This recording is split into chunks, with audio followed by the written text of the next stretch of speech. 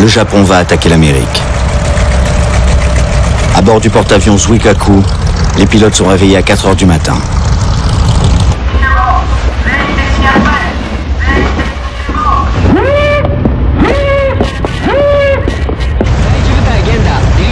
Le commandant Mitsuo Fuchida les réunit pour le saké traditionnel à la santé de l'empereur.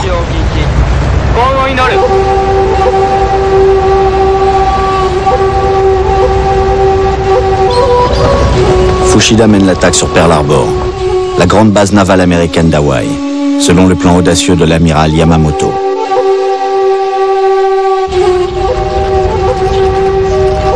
Yamamoto veut frapper un coup décisif, éliminer cet obstacle dans la conquête japonaise du Pacifique.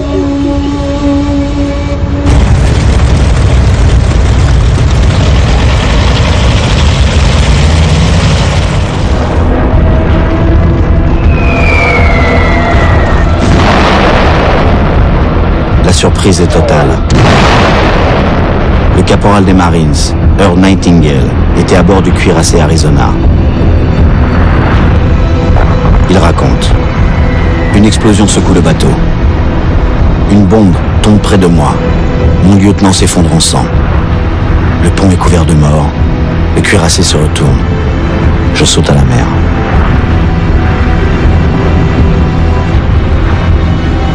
Sans déclaration de guerre, l'attaque japonaise a fait 2500 morts américains et 1200 blessés. Pour seulement 30 pilotes japonais tués.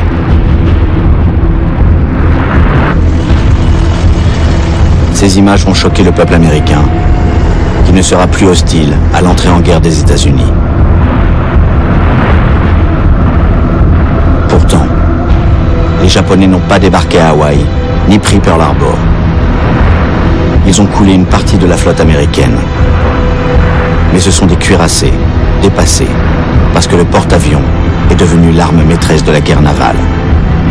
Et les 3 porte-avions américains basés à Pearl Harbor n'étaient pas là. Ils étaient tous en mer. Et ils sont intacts. Un vrai miracle. Le président des États-Unis, Franklin Roosevelt, s'attendait à une attaque. La tension avec le Japon étant à son comble. Mais qui pouvait imaginer que l'aéronavale nippone puisse frapper à 5000 km de ses bases? Le lendemain, Roosevelt s'adresse au Congrès. Yesterday, December 7th, 1941,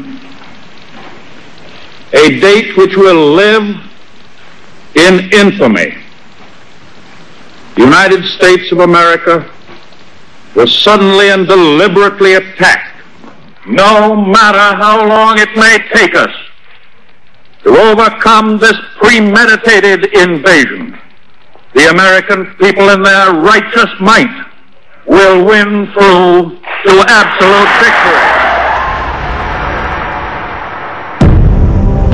Le lendemain, à Berlin, le Führer se rend au Reichstag pour une assemblée exceptionnelle du monde dirigeant nazi. Depuis Pearl Harbor et l'entrée en guerre des Japonais contre les États-Unis pendant 4 jours fatidiques, Hitler a attendu en vain que Roosevelt lui déclare la guerre.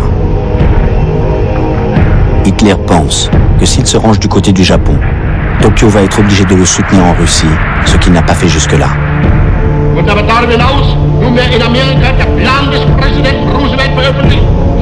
Les généraux allemands sont plus que réservés. Le ministre des Affaires étrangères, Ribbentrop, a tenté de dissuader Hitler. Mais Hitler veut rester le maître des décisions. Alors il déclare la guerre à l'Amérique. Ce qui anime Roosevelt, c'est le juif éternel. Je suis reconnaissant au peuple allemand de m'avoir désigné pour conduire cette lutte historique qui déterminera l'histoire du monde dans les 10 siècles à venir.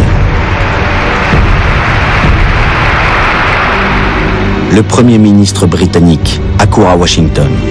Il dit « Nous sommes dans le même bateau maintenant ». Cela faisait 2 ans qu'il attendait ce moment.